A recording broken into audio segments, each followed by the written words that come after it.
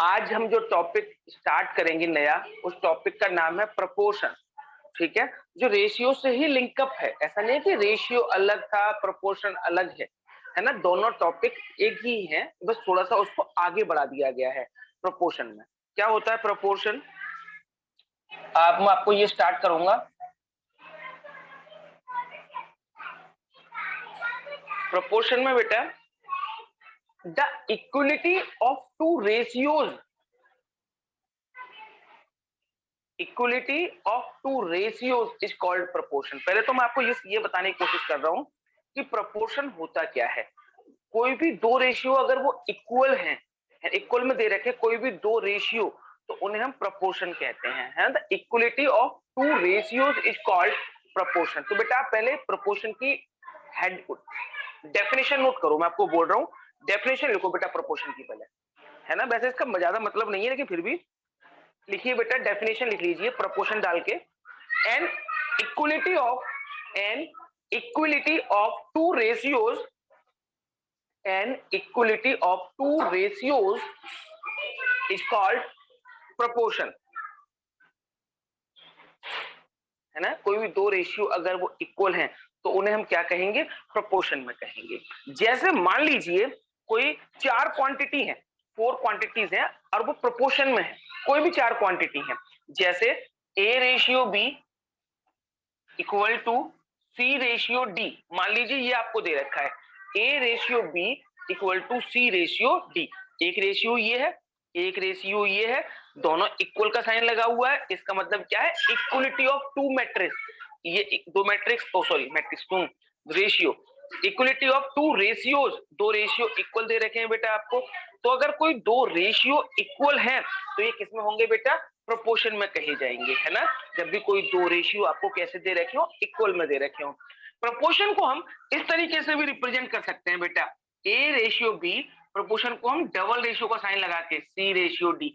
ये जो मैंने सिंबल लगाया है इन्हें हम प्रोपोर्शन बोलते हैं,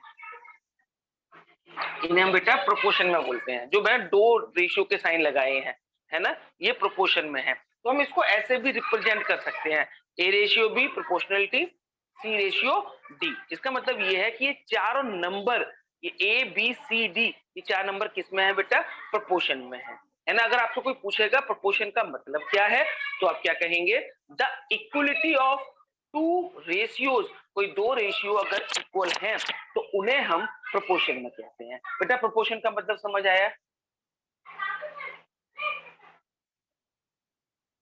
यस सर। बेटा है ना। प्रोपोर्शन का मतलब सीधा सा था कि कोई भी दो रेशियो, अगर आपसे, ये वैसे डेफिनेशन है, बस कोई आपसे अगर पूछना चाहता है कि प्रोपोर्शन का मतलब क्या है, तो आप बोलेंगे कि कोई दो रेशियो इक्वल दे रखे हैं तो वो प्रोपोर्शन में कहे जाते हैं। ठीक है, ये चार नंबर मान लिए मैंने कि अगर कोई फोर नंबर्स हैं और ये चार नंबर्स प्रोपोर्शन में है ना, तो ए रेशियो बी इसको ऐसे रिप्रेजेंट किया जाएगा, A ratio B double ratio, double ratio का जो सिंबल मैंने लगाया है ये प्रोपोर्शन कहलाता है, सी रेशियो डी, इस तरीके से लिखा हुआ है। ठीक है बेटा, हम इसको ऐसे भी लिख सकते हैं, ए रेशियो बी को हम ऐसे लिख सकते हैं, ए अपॉन में B equal to C upon में डी, ऐसे भी लिख सकते हैं बेटा इसको, है ना। ए रेशियो बी को हम ए अपॉन बी लिख सकते हैं, इक्वल टू का sign equal to, C ratio D को हम क्या लिखेंगे, सी अपॉन डी। ठीक है, अब उसके बाद हम क्या कर सकते हैं, जो पहले नंबर पे है, ये चार नंबर थे ना बेटा आपके, ए बी सी डी, ये चार नंबर दे रखे हैं ना, तो जो ए है, ए हमारा कहलाता है फर्स्ट प्रोपोर्शन। इनका नाम बता रहा हूं बेटा मैं, है ना। ए हमारा क्या होता है, फर्स्ट प्रोपोर्शन। बी को हम क्या कहते हैं बेटा, सेकंड प्रोपोर्शन। सी जो है, सी हमारा कहलाता है थर्ड प्रोपोर्शन। और जो डी है, डी क्या कहलाता है बेटा हमारा, फोर्थ प्रोपोर्शन। क्वेश्चन में बताया क्या होगा, किस टाइप के क्वेश्चन आपसे पूछे जाएंगे, आपको इन चार में से कोई तीन नंबर दे देंगे, इन चार में से आपको कोई तीन नंबर दिए जाएंगे और बोलेंगे, मान लो पहले तीन दे दिए तो बोलेंगे find fourth proportion. Fourth proportion निकालने से पता आपको किसकी वैल्यू निकालनी है, ए बी सी डी चार नंबर दे रखे थे, उन्होंने तीन नंबर कोई दे दिए आपको, बोला फोर्थ प्रोपोर्शन निकालो, तो बताओ आपको किसकी वैल्यू निकालनी होगी बेटा, फोर्थ प्रोपोर्शन कौन सा होता है, डी। डी। डी। है ना। ए अगर उन्होंने मान लो 3 प्रोपोर्शन कोई से दे दिए और आपको फर्स्ट प्रोपोर्शन पूछा है, तो इसका मतलब बी सी डी आपको दिए हुए हैं, फर्स्ट प्रोपोर्शन क्या होता है ए, इसका मतलब आपको किसकी वैल्यू निकालनी है बेटा, ए की वैल्यू निकालनी है। इसलिए मैंने बताया कि नंबर नाम से भी पूछे जा सकते हैं। ए बी सी डी हमारे कैसे होते हैं बेटा, चारों प्रोपोर्शन होते हैं, ठीक है।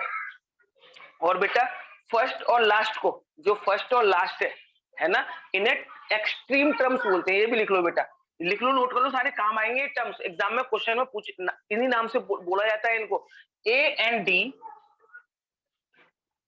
D are called extreme terms, extreme terms. A को और डी को हम एक्सट्रीम टर्म्स कहते हैं, जबकि बी और सी को, B and C are called middle terms, middle terms. बेटा नोट कर लीजिए बेटा प्लीज, ये सभी इतनी बातें पहले नोट कीजिए, फिर मैं आगे चलता हूं। इसमें क्या बोला गया है कि फर्स्ट और फोर्थ जो होता है, फर्स्ट और फोर्थ हमारा एक्सट्रीम टर्म्स होता है, सेकंड और थर्ड जो है वो हमारे क्या कहलाते हैं, मिडिल टर्म्स कहलाते हैं। क्या कहलाते हैं बेटा, वो हमारे मिडिल टर्म्स कहलाते हैं। और मैं आपको ये भी बता दूं, ए अपॉन में B equal to C upon में डी मैंने लिखा है, इसको हम ऐसे भी लिख सकते हैं, A D equal to B C, ये रिलेशन भी होता है बेटा, A D equal to B into में सी, यानी product of first and last equal to product of second and third. ठीक है बेटा, यहां तक नोट कर लिया बेटा आप लोगों ने।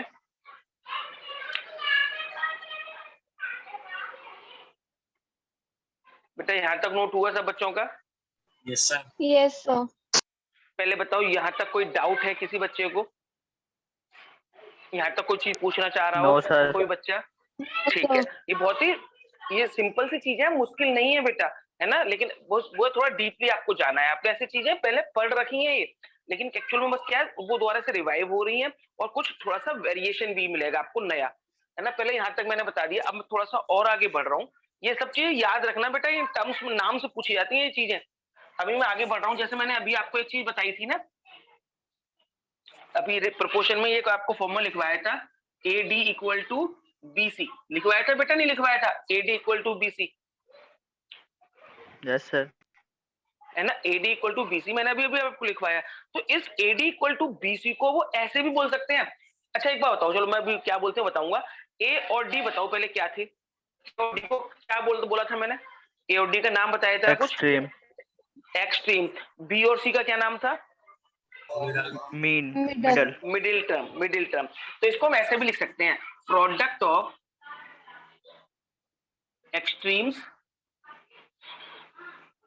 Equal to product of extremes equal to product of middle terms. इसको ऐसे भी कहा जा सकता है बेटा कि प्रोडक्ट ऑफ एक्सट्रीम टर्म का प्रोडक्ट किसके इक्वल होगा, प्रोडक्ट ऑफ मिडिल टर्म के इक्वल होगा। क्लियर है बेटा मेरी बात?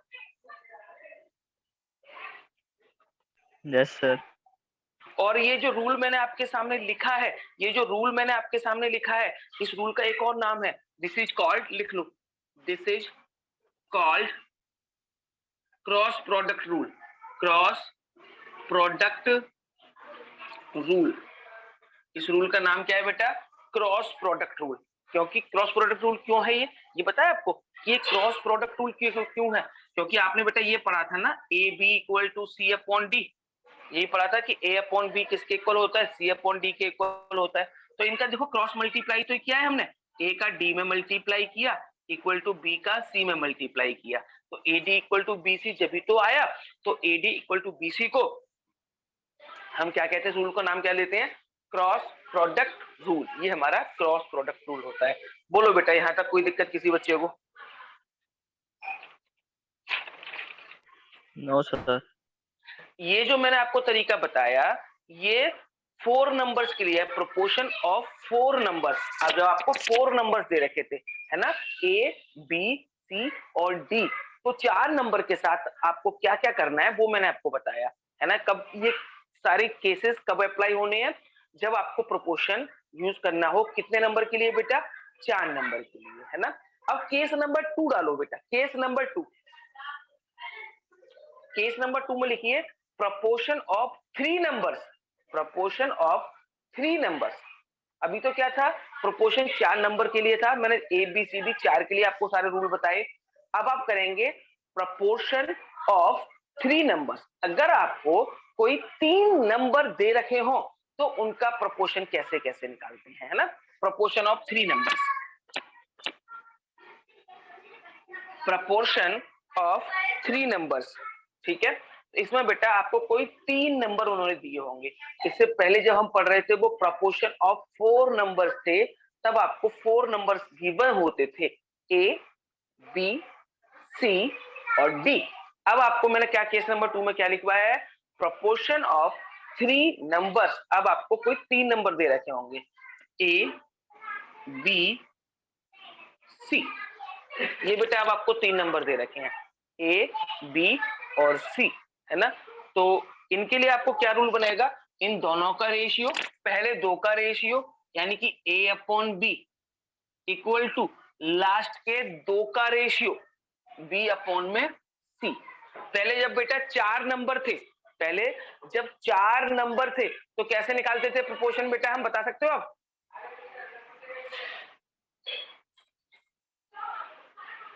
4 नंबर का रेशियो कैसे निकाला था हमने प्रोपोर्शन में, A ratio B cross equal product to, करके। यस बेटा, ए अपॉन में B equal to C upon में डी, यानी पहले 2 का रेशियो और आखिरी 2 का रेशियो, है ना। वो 4 नंबर थे, यहाँ पे 3 है तो पहले 2 का रेशियो इक्वल टू फिर लास्ट के 2 का ratio, A upon B equal to B upon C. इसको बेटा हम ऐसे भी लिख सकते हैं, क्रॉस मल्टीप्लाई करें तो ए सी इक्वल टू बी स्क्वायर लिख सकते हैं बेटा, इसको हम ए सी इक्वल टू बी स्क्वायर। बोलो कोई दिक्कत बेटे यहाँ तक। हाँ सर। No, sir. यहाँ पे ये जो ए बी सी मैंने लिखे हैं, ए बी सी मैंने यहाँ पे जो लिखे हैं, ए को कहते हैं बेटा फर्स्ट प्रोपोर्शनल, फर्स्ट प्रोपोर्शन, सी को हम कहते हैं बेटा थर्ड प्रोपोर्शन, ए हमारा होता है फर्स्ट प्रोपोर्शन और सी हमारा होता है थर्ड प्रोपोर्शन। बी क्या होगा बेटा, बी को हम बोलेंगे, बी का नाम एक तो मिडिल प्रोपोर्शन भी कह सकते हैं, मिडिल प्रोपोर्शन, या फिर बीच वाले को बेटा हम मीन प्रोपोर्शन भी कह सकते हैं, मीन प्रोपोर्शन, ठीक है बेटा। ए हमारा फर्स्ट प्रोपोर्शनल होता है, सी हमारा लास्ट प्रोपोर्शनल यानी कि थर्ड प्रोपोर्शनल होता है, और जो बीच वाला है बी उसको मिडिल प्रोपोर्शनल या फिर मीन प्रोपोर्शन भी कहा जाएगा। बोलो बेटा कोई दिक्कत यहाँ तक। No sir. यहाँ तक ठीक है सब बच्चों को। 4 नंबर का प्रोपोर्शन और 3 नंबर का प्रोपोर्शन समझ में आ गया। Yes, sir. Yes sir. ठीक है, अब मैं थोड़ा सा और आगे बढ़ूंगा। अब मैं इन दोनों पे, दोनों केसेस आपको जो मैंने बताए हैं, 4 के नंबर वाला और 3 नंबर वाला, है ना, इन पे कुछ क्वेश्चंस हैं। उसके बाद इनकी प्रॉपर्टीज भी बताऊंगा, लेकिन उससे पहले मैं 4 नंबर के प्रोपोर्शन पे और 3 नंबर के प्रोपोर्शन पे कुछ क्वेश्चंस करवाऊंगा। कैसे क्वेश्चंस आएंगे उसका आइडिया मैं आपको हिंट में देता हूँ। जैसे बेटा पहले 4 नंबर की बात करते हैं, जब आपको 4 प्रोपोर्शन की बात करें, उसमें आपको कोई वो 3 नंबर देंगे और चौथा नंबर फाइंड आउट करवाएंगे, और 3 प्रोपोर्शन वाले में कोई वो 2 नंबर आपको देंगे और कोई तीसरा नंबर आपको निकलवाएंगे, ठीक है बेटा। जैसे ये क्वेश्चन नोट करिए बेटा, प्लीज ये क्वेश्चन नोट करो, ये मैं रफ कर रहा हूं, लिखिए बेटा 2.4, 3.2, पहले आपको बताना है क्योंकि 4 नंबर दे रखे हैं, 2.4, 3.2, 1.5 और 2, ये कोई 4 नंबर दे रखे हैं बेटा, है ना। और आप बताओ चेक करके क्या ये चारों नंबर प्रोपोर्शन में है, पहले आप ये करके बताओ बेटा, करना है 1 मिनट।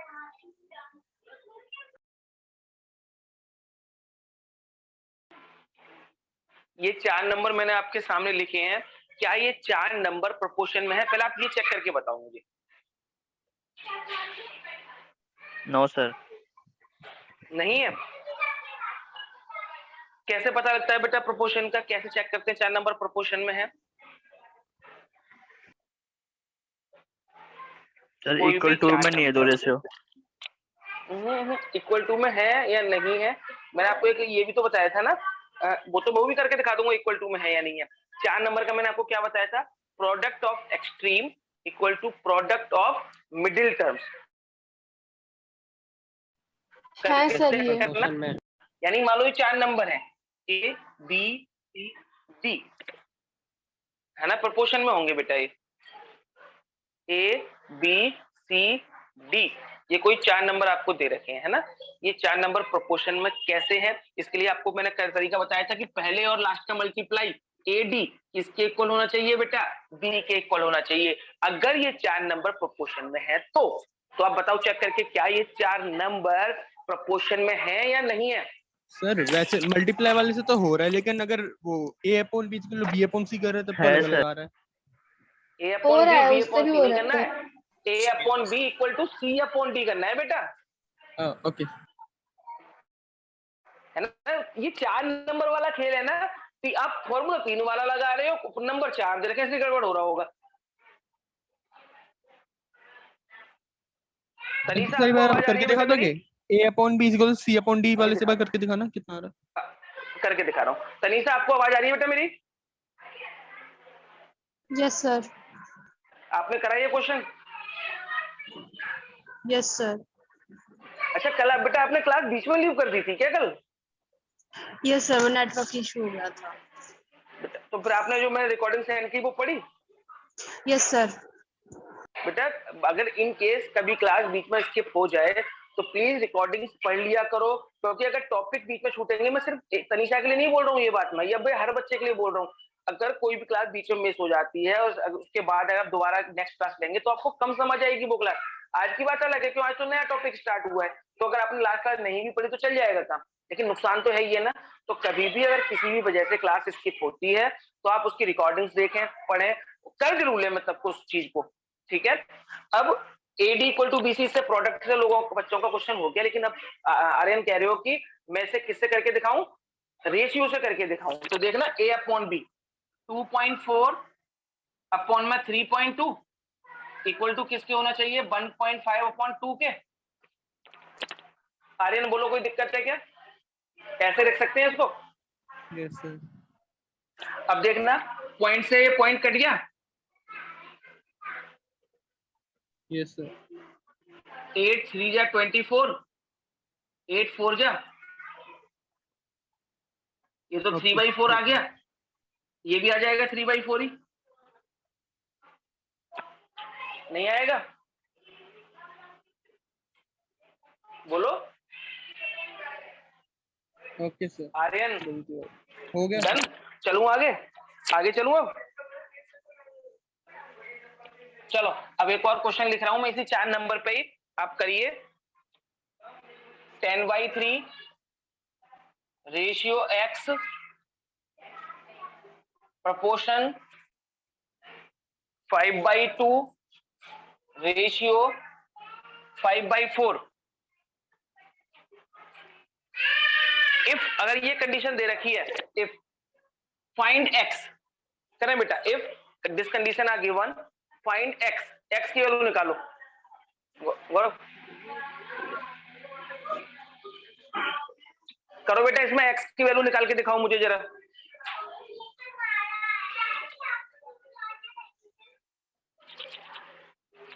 सर 5/3।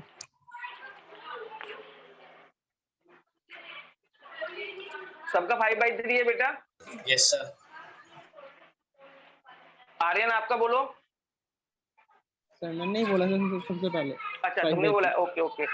आयुष आप बोलो, आयुष। Yes sir. अच्छा कोई, हिमांशी आप बताओ बेटा। यस सर, 5/3 है। ठीक है, मुझे कराने की जरूरत तो नहीं है क्वेश्चन अब। No sir. चलूं आगे अब, चलो और करते हैं बेटा क्वेश्चन।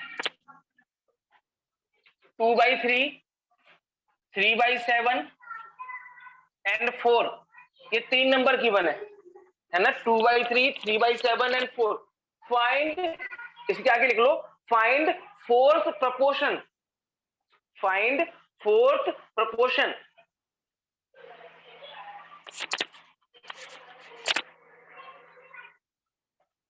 फोर्थ प्रोपोर्शन निकालो बेटा।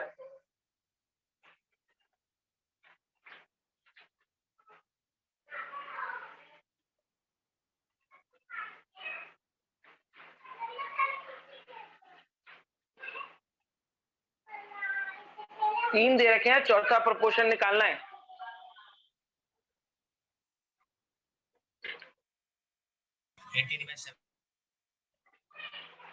जो भी 18 by आंसर है 7 आंसर नहीं, 18/7 सर ए 85 गिवन है, ठीक है। ए 7 ठीक है ठीक है, मुझे लगा हिमांशी आपका 5 बोल रहे हो आप, ठीक है। ये 3 ए बी और सी आपको दे रखा था, डी निकालना है, तो आप बोल करिए A D equal to B C, first और लास्ट का प्रोडक्ट इक्वल टू सेकंड और थर्ड का प्रोडक्ट। बोलो बेटा, कोई दिक्कत किसी बच्चे को? मुश्किल लग रहा है क्या? सुमित आपने कर लिया बेटा? Yes sir. चलिए नेक्स्ट क्वेश्चन लिखिए। फाइंड थर्ड प्रोपोर्शन, थर्ड निकालना है बेटा। Find third proportion of 2.4 kg and 3.6 kg। दो नंबर आपको दे रखे हैं, 2.4 kg और 3.6 kg। आपको थर्ड प्रोपोर्शन निकालना है, करो बेटा।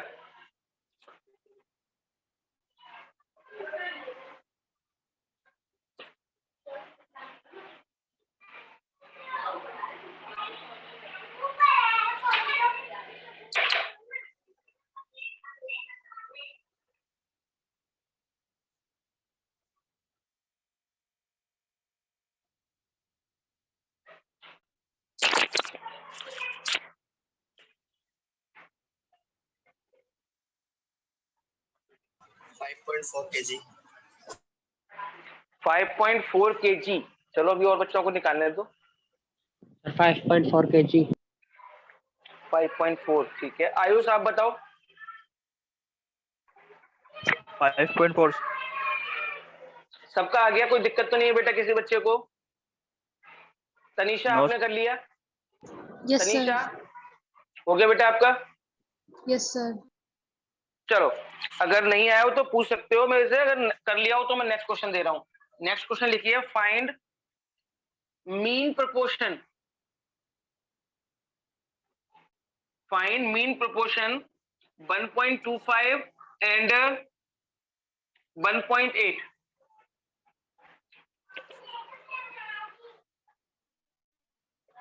मीन प्रोपोर्शन निकालना है 1.25 एंड 1.8 का।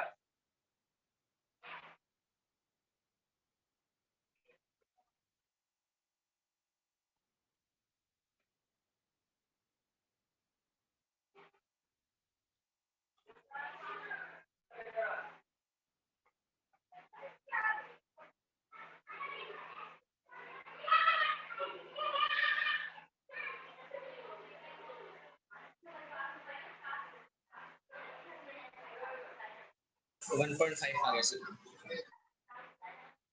1.5 आया है।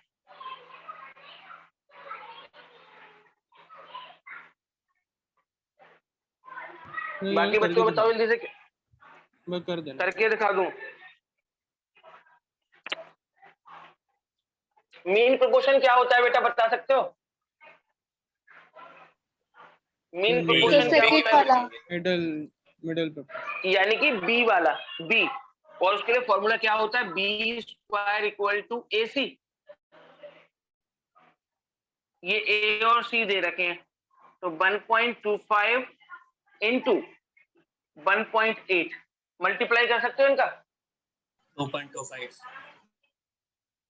इनका मल्टीप्लाई करेंगे तो आएगा 2.25। बी स्क्वायर है, तो बी की वैल्यू क्या हो जाएगी बेटा? Under root 2.25। तो 2.25 का अंडर रूट कितना होता है? 1.5 1.5। नहीं आई बेटा बात समझ?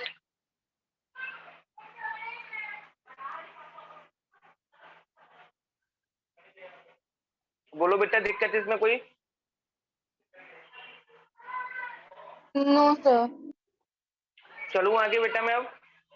अच्छा, ये तो मैंने मीन प्रोपोर्शन या थर्ड प्रोपोर्शन या सेकंड प्रोपोर्शन जो भी आपसे पूछा आपने करे, मैं थोड़ा थोड़ी सिंपल सी लैंग्वेज सी सिंपल से नंबर से इसी टाइप का क्वेश्चन थोड़े नंबर चेंज करके देता हूँ, वो करना फटाफट है।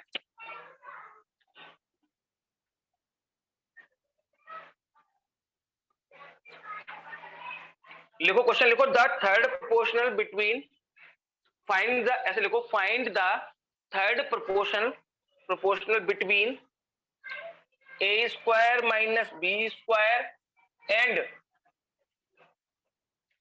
ए प्लस बी का होल स्क्वायर। थर्ड प्रोपोर्शन निकालना है आपको, है ना? फर्स्ट और सेकंड प्रोपोर्शनल दे रखा है, थर्ड प्रोपोर्शनल निकालना है। निकालो बेटा।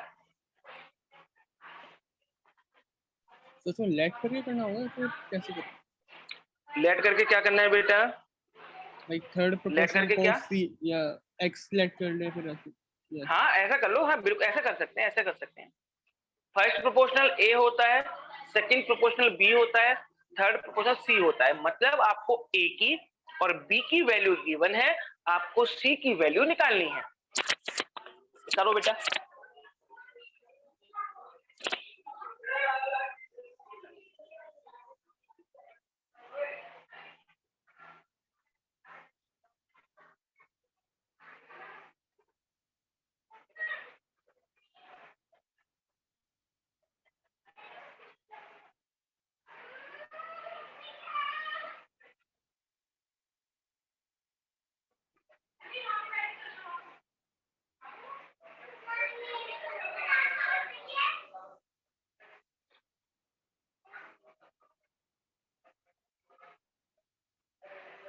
A plus B का whole cube upon A minus B।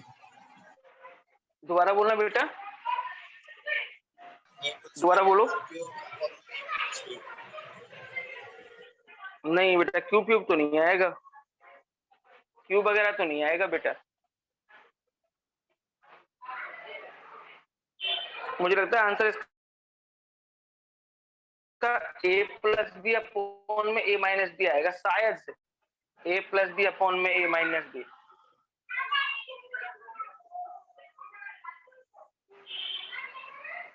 तो फिर B की वैल्यू A plus B होनी चाहिए।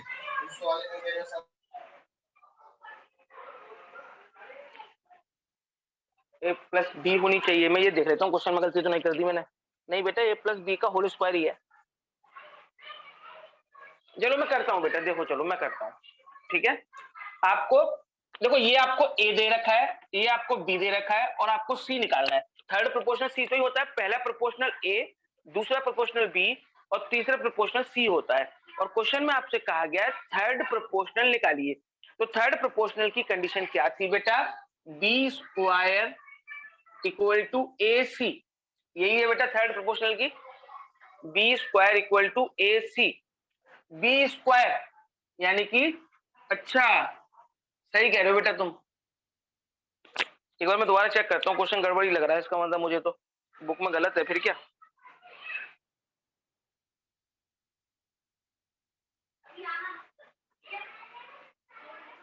नहीं ठीक है बेटा, क्यूब में ही आएगा शायद इसका आंसर, क्वेश्चन सही है, क्वेश्चन में कोई दिक्कत नहीं है। तो बी स्क्वायर, इसका स्क्वायर करेंगे तो आएगा ए प्लस बी की पावर 4 आ जाएगा। बी स्क्वायर कितना होगा? ए प्लस बी की पावर 4। ए कितना है? ए स्क्वायर माइनस बी स्क्वायर, और सी आपको बेटा निकालना है। बोलो यहां तक कोई दिक्कत है क्या? No sir. अब देखो जरा, अब क्या होगा? ए प्लस बी की पावर 4, इसको नीचे ले आओ, A square minus B square, यहाँ पे क्या बचेगा? सी। सी निकालना है आपको, है ना? सी की वैल्यू आनी है। यहाँ पे आप A square minus B square को, A square minus B square को आप A plus B, A minus B लिख सकते हैं क्या? Yes sir. लिखो A plus B minus B, तो ए प्लस बी की पावर 4 अपॉन में A plus B A minus B equal to C. A plus B से देखो ए प्लस बी की एक पावर कैंसिल हो जाएगी, तो यहाँ पे ए प्लस बी की 3 पावर बचेगी। तो सी की वैल्यू क्या निकलेगी बेटा, a प्लस बी की पावर 3 अपॉन में a माइनस बी, ये आंसर आएगा बेटा। देख लो बेटा करके, अब भी कोई दिक्कत हो इसमें तो आप मेरे से पूछ सकते हैं। कोई भी चीज नहीं समझ में आ रही हो, छोटी से छोटी कोई भी दिक्कत आ रही हो मन में, आप डिस्कस कर सकते हैं बेटा। बताओ, वैसे मुझे लगता नहीं कि मुश्किल है कुछ ये कि आप नहीं कर पा रहे होंगे, आप बड़े आराम से कर रहे होंगे सही बच्चे।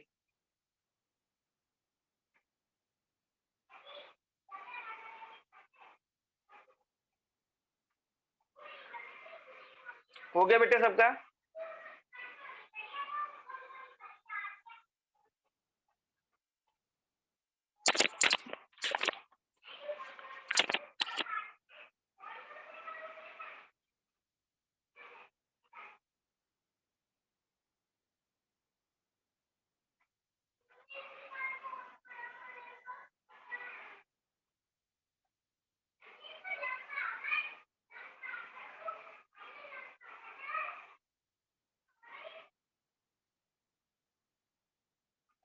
हो गया बेटा सबका? नहीं अभी?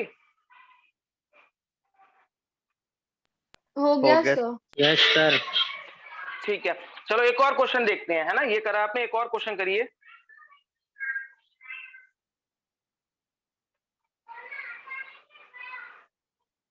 अब आपको लिखिए find fourth proportional, find fourth proportional to a comma B comma A square. करो बेटा, आपको ये चौथा प्रोपोर्शनल निकालना है। अब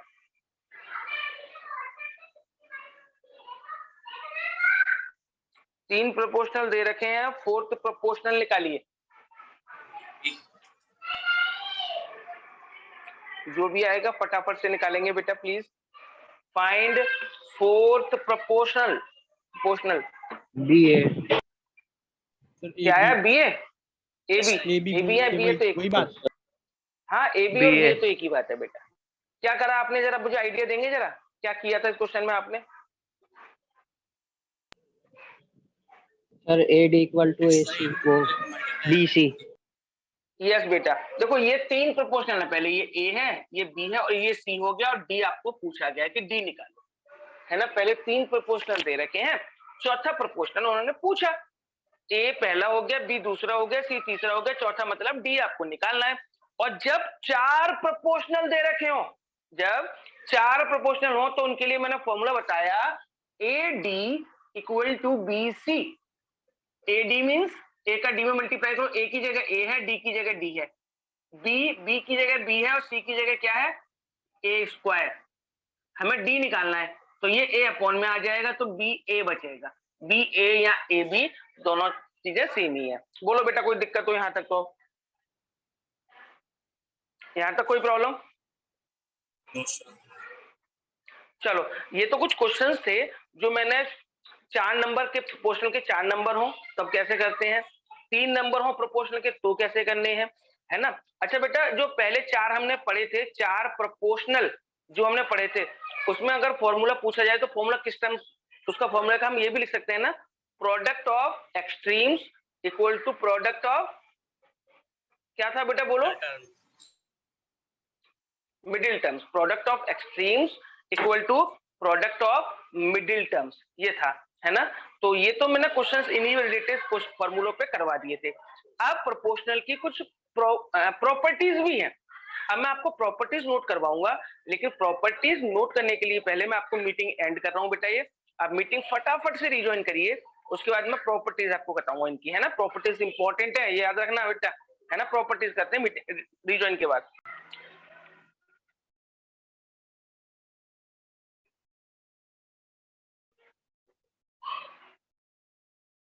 चलिए बेटा, अब आप हेडिंग डाल लीजिए, properties of proportion, proportion properties लिखिए बेटा इसकी। अब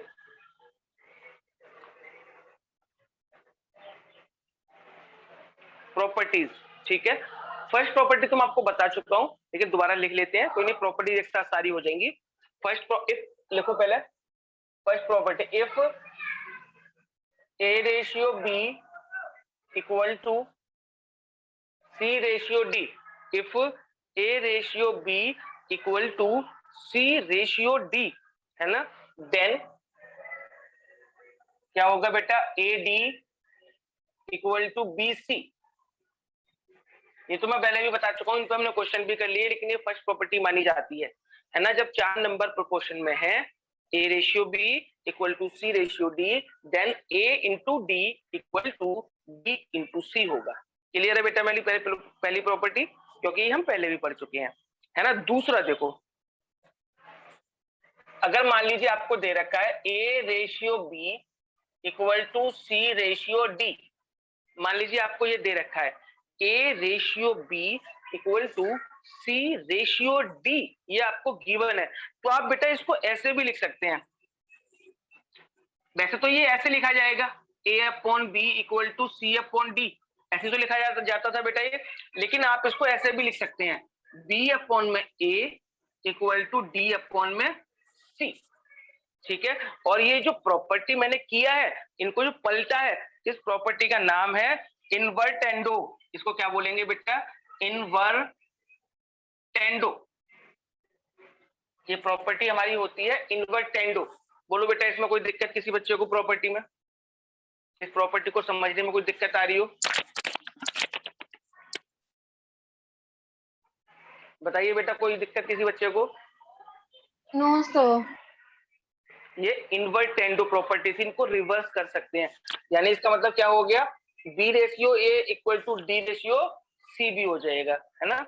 तीसरा देखो इसी तरीके से A ratio B equal to C ratio D. मान लीजिए आपको A ratio B equal to C ratio D दे रखा है, तो एक्चुअल में पहले तो ये हो गया ए अपॉन में B equal to C upon में डी हुआ, ये तो रूल है हमारा।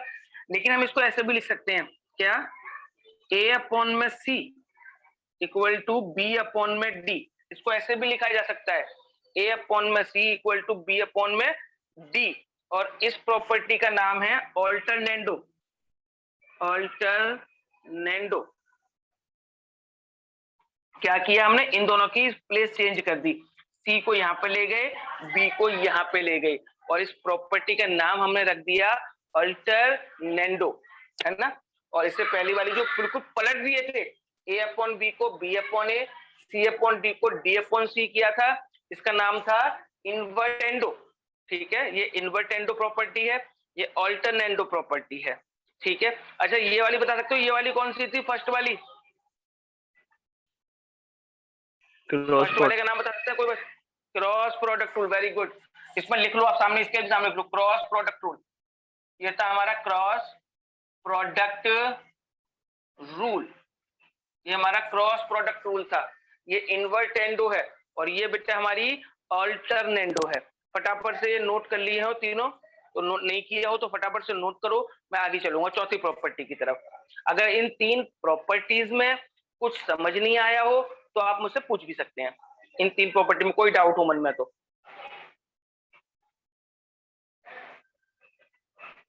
पूछना है बेटा? No sir. चलिए नेक्स्ट प्रॉपर्टी पे आइए। नेक्स्ट प्रॉपर्टी,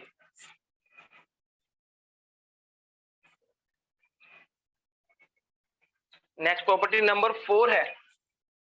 जैसे A ratio B equal to B ratio C है, तो इसको तो हम क्या लिख सकते हैं, A upon B equal to, तो सी डी, सी अपॉन में डी, ये तो हमने पढ़ा ही है कि ए अपॉन में B equal to C upon में डी लिख सकते हैं। इसको क्या करेंगे हम, ए प्लस बी, ऊपर दोनों को प्लस कर दिया, नीचे कुछ नहीं, बी ऐसे का ऐसे, सी प्लस डी अपॉन में क्या रहेगा, डी। यानी एक बार हम ऊपर न्यूमरेटर में डिनोमिनेटर को ऐड करके लिख सकते हैं, ए प्लस बी, बी और बाकी सब कुछ सेम रहेगा, B C plus D upon में डी। इसको बोलते हैं कंपोनेंडो, कंपोनेंडो, ये कंपोनेंडो है बेटा, ठीक है। जब न्यूमरेटर में डिनोमिनेटर को ऐड करके लिख दिया जाता है तो उस प्रॉपर्टी का नाम होता है कंपोनेंट, ठीक बेटा। उसमें कोई दिक्कत किसी बच्चे? नेक्स्ट देखिए, नेक्स्ट प्रॉपर्टी समझिए बेटा, इसी तरीके की नेक्स्ट प्रॉपर्टी है 5वीं, A ratio B equal to C ratio D था, A upon B equal to C upon D, ऐसे तो लिखा ही जाएगा। इसको हम सब्ट्रैक्ट भी कर सकते हैं, जैसे हमने ऊपर वाले को ऐड किया था, अब हम सब्ट्रैक्ट करेंगे तो आएगा a माइनस बी अपॉन में B, c minus D upon में डी, इसका नाम होगा डिविडेंडो। डिविडेंडो, इस प्रॉपर्टी का नाम है डिविडेंडो। डिविडेंडो में माइनस करते हैं, कंपोनेंडो में ऐड करते हैं। ये कंपोनेंडो हो गई, ये डिविडेंडो हो गई। फटाफट से करें बेटा,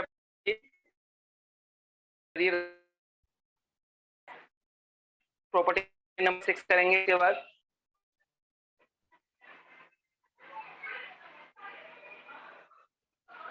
पहले कंपोनेंडो और डिविडेंडो में कोई दिक्कत आई बेटा किसी बच्चे को?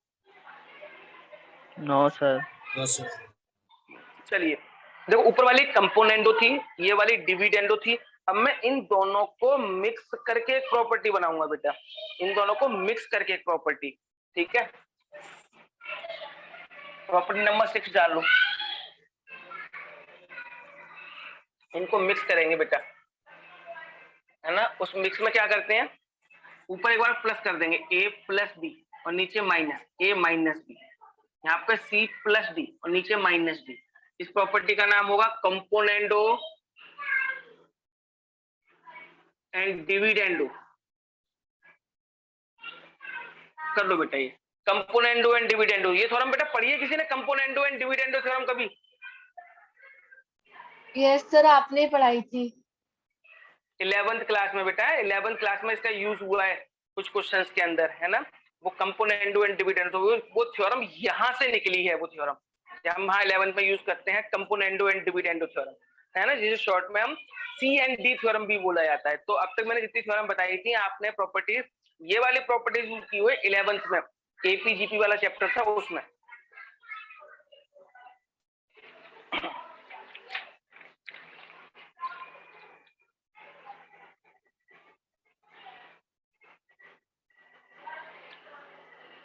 एक छोटा सा बेटा ये नोट कर लिया बेटा आपने? Yes sir. चलो एक आपको मैं एक क्वेश्चन कराता हूं बेटा, बिल्कुल थोड़ा सा अलग टाइप का क्वेश्चन है इसलिए, है ना, ये तो नोट कर लीजिए। अलग क्या मतलब, एक प्रॉपर्टी सिखानी है बस मुझे, वो क्वेश्चन के थ्रू समझाऊंगा पर मैं वो उस प्रॉपर्टी को। जैसे एग्जांपल डाल दो आप, a अपॉन में b, a ratio b equal to c ratio d, a ratio b equal to c ratio d, मान लीजिए आपको दे रखा है 2.5 रेशियो 1.5 के, 2.5 रेशियो 1.5, यानी आपको a ratio b c ratio d के गिवन है और इनकी एक्चुअल वैल्यू जो है वो 2.5 रेशियो 1.5 के इक्वल है ना। तो find a plus C b plus D, आपको a प्लस सी और b प्लस डी निकालना है बेटा। पहले अपना दिमाग लगाओ, वैसे कर सकते हो आप, इस क्वेश्चन मुश्किल नहीं है, लेकिन फिर भी एक बार ट्राई करो बेटा। पहले find a plus C upon में b plus D. 5 upon 3 5 upon 3 5 upon 3 आएगा। यस बेटा, 5 अपॉन 3 नहीं आया?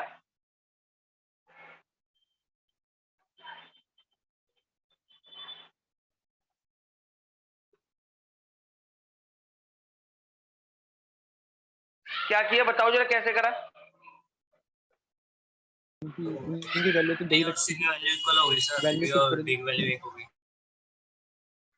a और c की वैल्यू 1 होगी, a और c की वैल्यू 2.5 होगी और b और d की 1.5 होगी, ऐड कर दिया। अच्छा वैल्यू पुट कर दी इसमें? यस सर, इसमें आपने वैल्यू पुट कर दी इसमें, है ना? Yes sir. चलो कोई दिक्कत नहीं, वैसे आपने सही किया है, मैं गलत नहीं बोल रहा हूँ आपको। लेकिन एक्चुअल में इस क्वेश्चन को क्या किया गया ये समझाता हूँ मैं। एक्चुअल में जो मुझे समझाना था वहां नहीं पहुंच पाए आप, है ना। आपने क्वेश्चन सॉल्व कर लिया, मैं उससे खुश हूँ कि आप चलो क्वेश्चन आपने सॉल्व कर लिया, लेकिन एक मैं जो प्रॉपर्टी आपको समझाना चाहता हूँ वहां तक वो चीज मिस हो गई बस, है ना। तो वो चीज को समझाना चाहूँ, वो समझ लो आप। इसको हम ऐसे लिख सकते हैं a upon b equal to c upon d equal to में तो चल रहा था 2.5 अपॉन 1.5। बोलो कोई दिक्कत?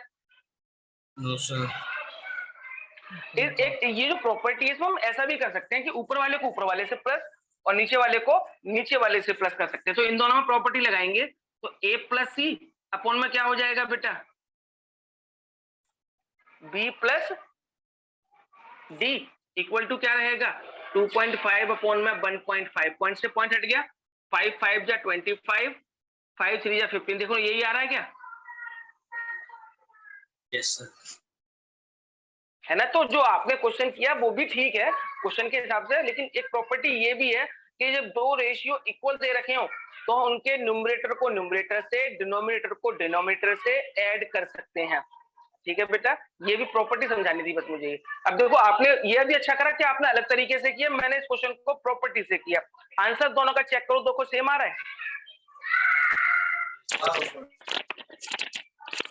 है ना बेटा? आंसर दोनों के सेम आ रहे हैं। चलो एक क्वेश्चन और देता हूं मैं आपको, एक छोटा सा, ये हल्का सा ही क्वेश्चन है, करना जरा बेटा।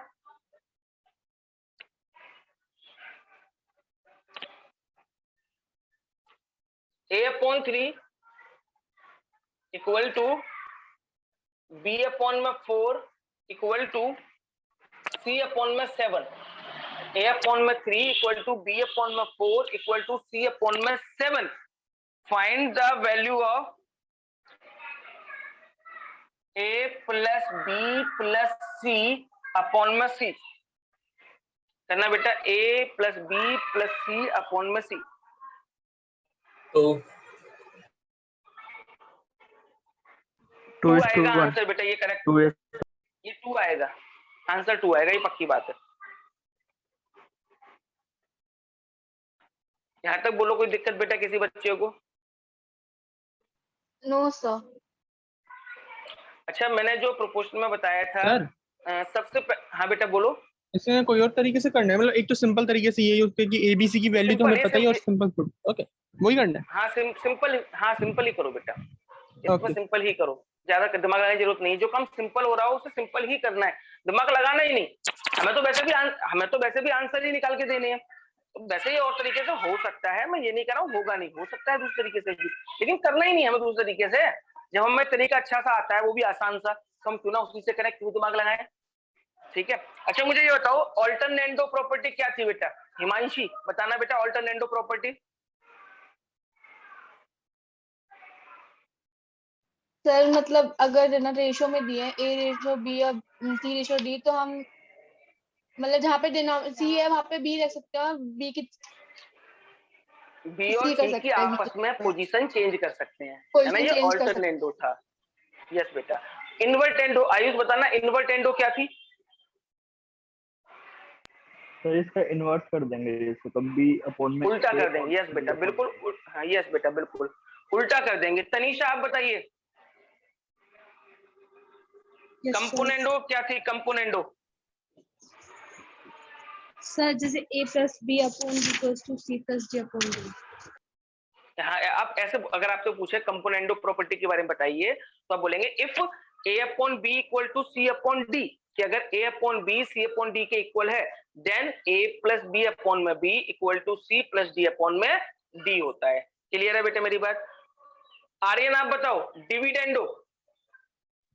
Sir if a plus a upon b is equals to c upon d, then a minus b upon b is equals to c minus d upon d. Okay Sumit आप बताओ componendo and dividendo. a upon में b equal to c upon में d है, तो a plus b upon में a minus d equal to c plus d upon में c minus d हो जाएगा। ठीक है बेटा, ठीक है। तो ये आप होगी प्रोपोर्शन की। कुछ क्वेश्चंस हैं वो हम नेक्स्ट क्लास में डिस्कस करेंगे, और नेक्स्ट क्लास में मैं नया टॉपिक भी स्टार्ट करूंगा इंडाइसिस। ठीक है, प्रोपोर्शन में ज्यादा टॉपिक नहीं थे, लगभग खत्म हो गए। कुछ क्वेश्चन जरूर करवाऊंगा मैं प्रोपोर्शन के, है ना, और उसके बाद उसमें नया टॉपिक भी स्टार्ट करेंगे हम इंडाइसिस से। ठीक है, आज इतना ही करेंगे। आज प्रोपोर्शन का टॉपिक लगभग खत्म हो गया, सिंपल सिंपल से कुछ क्वेश्चंस हैं वो हमें करने हैं अब। ठीक है, तो आज की क्लास बस यहीं पर रोकते हैं बेटा। ठीक है।